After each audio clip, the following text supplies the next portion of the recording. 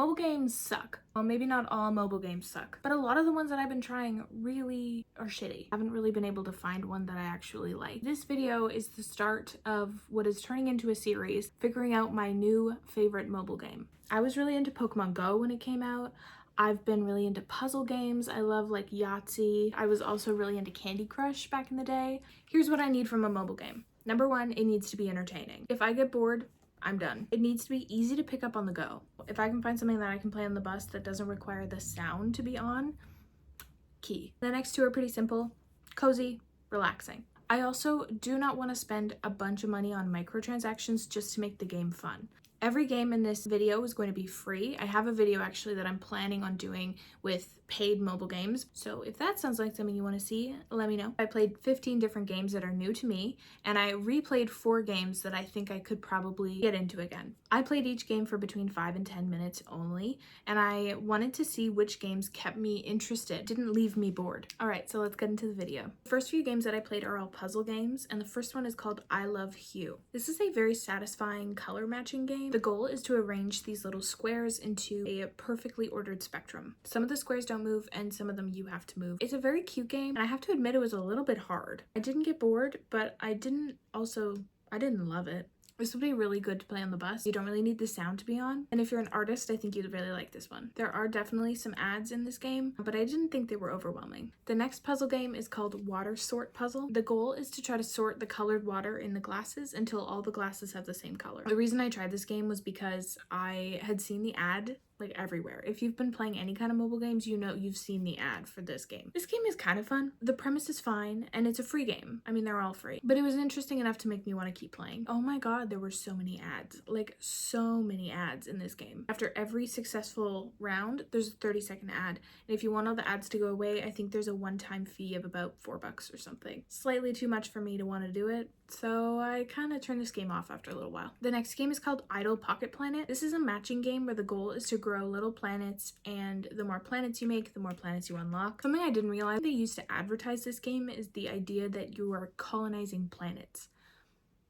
I don't love that, and it does get a little bit boring. I found this game really slow. Even like dragging to match things took more time than I thought it needed to, and there was a lot of ad pushing. They really want you to watch ads in order to unlock things in the game. The next game I tried is called Dune. No, not like the movie. In this game, you are a ball rolling through the sand. You hold down for speed, you release to fly, and then you hold down again to dive. That's it. It's cute. It gets old really quickly. And there are so many ads. Every time you die, I think it's every 2 times you die, there's an ad. If you change your skin, there's an ad. And if you play longer than 30 seconds, there's another ad. Like, it keeps going. The game is also pretty mind-numbing. I think I would like this game a lot more if there were no ads. I would probably play it a lot. But the ads really break it up and make me just want to completely close the app. Not for me. The next group of games are all simulation games and a lot of restaurant sims because I like a restaurant. The first one is Animal Crossing Pocket Camp. This is a social sim game. If you played any of the Animal Crossing games, you kind of know the gist. You show up at an empty campsite, you meet Isabelle, and then she asks you to manage the campsite. You can craft furniture and other amenities for your villagers and just kind of explore. It's really cute. I think if you're a fan of Animal Crossing, this would be really good for you. However, the controls fucking suck. I don't understand why there isn't like a little Joy-Con toggle in the bottom corner. You have to tap wherever on the screen you want to go. And it frustrated me so much that I literally closed the app. It would be so simple to just make that little change, and I think I would play this game a ton. But it actually frustrated me so badly that I stopped playing. If you care about that kind of thing, however, if you like Animal Crossing, I could see how this game would be really fun for you. I didn't notice very many ads. At least I didn't write down that I saw many ads, so. The next game is called Kuma Sushi Bar. This is a restaurant sim. In this game, you roll rice, you cook Japanese dishes, and then you basically run the restaurant. I think fixing up the restaurant is a really cute idea, but I don't think the controls in this game make a ton of sense. Sometimes you can make sushi for people, like, you know, dragging the ingredients, and sometimes you can't. They just come in, they ask for something, you tap it, and then they'll eat and leave. I never really understood when you could make food and when you couldn't. I found that kind of frustrating because I prefer games where you can actually like drag and like make the food that way. Figure out the puzzle of what people want. I find that more fun. So it was a little bit boring. And also there were so many ads and pop-ups. So I closed this one pretty quickly. Not for me. The next game is called Animal Restaurant. This is another restaurant sim. You find a cat in the forest, you bring him to work with you, and you cook all sorts of different food together for people to come in and buy. This game got really overstimulating actually. For me, it was like a little bit too much because the villagers would get mad at you if they asked you for something and you couldn't make it for them, and I didn't like that. I felt very intimidated. You had to watch ads to get more customers to come in, or you had to be constantly tapping on the lower corner of the phone, like constantly. If you missed like 10 seconds, no villagers were going to show up, which I thought was like a little bit ridiculous. I think there might be a way to pay for the ads to go away. If that's your kind of thing, this game could be really fun. But yeah, no, not really for me. The next game is called Cat Snack Bar. A lot of these games are cat related or cats running restaurants related. There's a few more of those coming up too. In this game, similar to the last one, you are running a restaurant and cats help you make the food and you deliver it to customers. Cute, but it got boring after about 5 minutes. You sell food, they buy food, you barely press any buttons. You do not like cook any recipes or anything, which is like the point, right? And then when you level up enough, you finish that stand and then you go to a next stand and you start completely over. It's not one of those games where like you level up enough where you can unlock a new area. The old area just like disappears. You like don't go back to it. And so for that reason, I can see this game getting really repetitive. And again, there are ads if you want things to move faster. This game is so-and-so for me. Meh. The next game is Secret Cat Forest. The goal of this game is to gather resources, build up your house, and then cats come to visit. And you're hoping to unlock a bunch of different cats. You unlock cats as they come and visit your house, which is really cute. You tap on the tree to get wood to craft furniture, and then you can also go fishing. And when the cats come by, they eat the fish. And that's about it. I actually Googled to see if there was anything else you do in this game because I was like, that can't be it. Like you tap on a tree and then you tap to get some fish. But yeah, no, that's it. You also can't choose where the furniture goes in your house. You just pick a furniture item and then it'll like go there, which I also thought was kind of strange. And lastly, the game actually told me to close the app. There was a period where I had like fished a lot and I tapped on the tree as much as I could, and there was a pop-up and the game said, cats will take a lot of time to come to your house. Why don't you close the app and come back later? That's not what I want in a mobile game. I want to like keep playing. Like I kind of understand, but it was weird to me. The next game is another cat restaurant game. Who would have thunk it? However, this is my favorite game that I played for this video. It's called Cats and Soup. I think it's adorable. You have a bunch of cats and they are farming and building up a little area in this forest. You get to dress them up in fun costumes and name them. You can take photos of the forest and you can feed them fish. It's also an idle game, so when you close the app, the cats will still be working and like make you money, and when you come back, you'll get a lot of resources and stuff, which I enjoy. I played this game with the sound off and I thought it worked perfectly fine, so I think this would be a really good one to play in public. There are microtransactions. I have not purchased any and I don't really think I will. There are also ads in this game, but the ads are all optional. If you want to speed things up in the game, you can watch an ad, but there are no required ads, which I really like. There is a way to purchase a no ad option, but I think it's on a subscription basis. It's not like a one-time fee, which I don't love. This game made me want to keep playing for a long time. In fact, the first day that I downloaded this game, I stayed up till 2 in the morning playing it.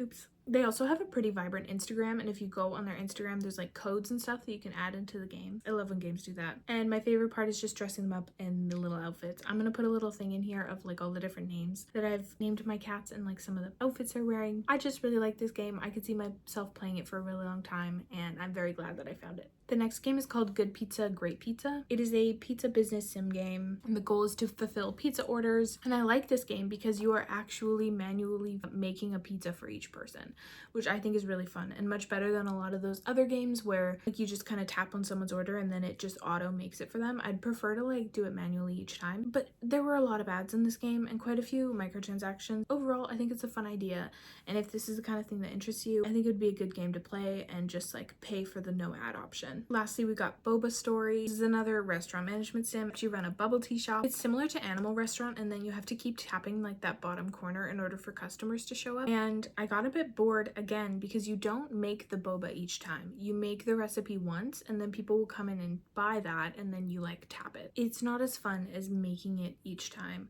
or like trying new custom orders. If I wish there was more of that to this game. And again, they're really pushing you. They're pushing you to watch ads to make things go faster. This game was fun, but I don't really see myself playing it that much. Now we've got some story-based games. I tried 3 of these. The first one is called Lost in Play. It's an adventure game. You're helping a brother and sister get back home, and you're solving puzzles and exploring worlds together. It's very reminiscent of like a childhood imagination. It's kind of whimsical, and there's no words in this game. It's all just visuals, at least from what I saw. This game, you try it for free and then you have to pay for the whole thing. I did not pay for the whole thing, so I've only really did the trial. I found it really slow moving. I think I spent about 10 minutes just on like the intro sequence. It's cute, and I do want to spend a little bit more time with it, but I think to get like a stronger view of it, you really need to play it for quite a long time. If you've played this game, let me know what you think in the comments, because this is my first time interacting with it and I thought it was neat. The next game is called Tsuki Adventure. In this game, Tsuki inherits a carrot farm. The storyline is really sweet and you can meet different characters, and it's got a farming aspect, which I like. However, I have an issue with this game. The first task it asks you to do is to plant some carrots, right? I planted carrots and it told me to wait 5 minutes.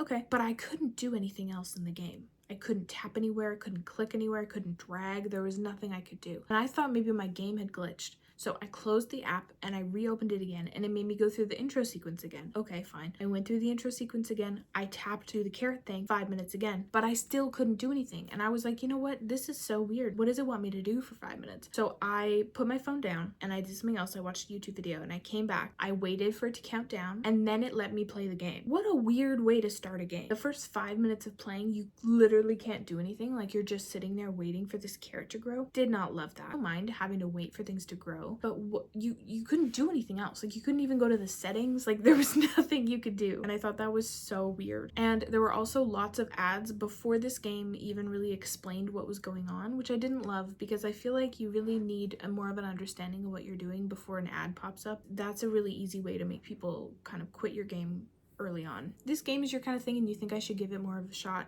let me know. And the last story-based game I tried is called Residents of the Ocean. This game is about being on a little island and you use items that wash up ashore to make instruments, and you communicate with kind of the echoes of the ocean through these instruments. This game is beautiful. The artistry is amazing. I'm pretty sure it's hand-drawn, which is even more incredible. I found this game really slow. If you love slow games, this will be good for you, but it didn't keep my attention like I wanted it to. And I also, like, there wasn't a lot of help when you got something wrong. Like, I kept clicking on this thing because I thought this was what I was supposed to do, and it just didn't work. Like, it didn't say try again or something. If you like this game, let me know. I think it was a little too slow for me. I also revisited 4 different games that I've played already, just because I knew that I liked them, but I kind of fell off playing them and I wanted to see if I still like them. The first one is called A Kinder World. I think a lot of you know this game already. It's an emotional well-being game. You grow plants, you can send letters to other people. There's also different activities. It's adorable, and I love the artistry in it. I actually worked with them on a TikTok video a couple years ago now, and it was a really great experience. Everyone I met was really lovely, and so I started playing this game a little bit again because I'd played it quite a bit and then I fell off kind of. It's very self-care focused, and some of the messages that pop up in this game are just really lovely. This video is not sponsored in any way by them. I just did really enjoy playing it. This game isn't the kind of thing that you can play for like hours at a time. It's really more of a check-in game. You can play for about 5-10 minutes and then check in later on during the day. I think I'm kind of looking right now for something that's more like longer, something that I can play on the bus for like 45 minutes and actually always have something to do. The next one I tried is Mario Kart, which is a racing game. This has a lot of the same controls as Mario Kart on console. I still think that this game would be much more fun using a controller, so for that reason I think I'm gonna stick to playing Mario Kart on the Switch. If you are looking for something, if you're a big Mario Kart fan and you're looking for a way to play it on the go, this is a really great option, and it's free. I also started playing Among Us again. I was really into this game in like 2021, 2020, like pandemic time. If you haven't played this game before, you are either a crewmate or an imposter, and the crewmates work together to solve little tasks and try to figure out who the imposter is. It's a strategy game. I thought it was really fun at the time. It used to take up a bunch of my time. I don't always love playing online games where you can talk to each other. I kind of stopped playing for that reason. Is the game itself still fun? Yes, and I think it's much more fun though playing with your friends. The last game is a puzzle game. It's called Going Balls. You're a ball and you have a little course to do. That's it. You control it with your thumb and you just kind of roll around. I used to love this game. It was really easy to just pick up on the go, and I think I'm on level like 175 now or something. They added so many ads to this game. Like, it's almost unplayable now. So I think if this is the kind of game that you think you would have fun with, really, I feel like it's only playable if you take the ads off. I haven't done that yet, but I'm considering it because it is still a really fun game. But yeah, so many ads. What is that about? So those are all the games that I tried for this video. Do mobile games suck? A lot of them do. At the same time, there are still some hidden gems, and I am determined to find them. If there are any mobile games that you think I should try that I missed, let me know in the comments and I will check them out. I'm also going to be making a video about Apple Arcade and paid mobile games, so if that sounds like something you'd enjoy, stick around or consider subscribing so you get a notification when those videos go up. I had a lot of fun making this video, and if you enjoyed watching it, consider giving it a like. I love you guys. Thank you for watching, and I will see you in the next one. Bye!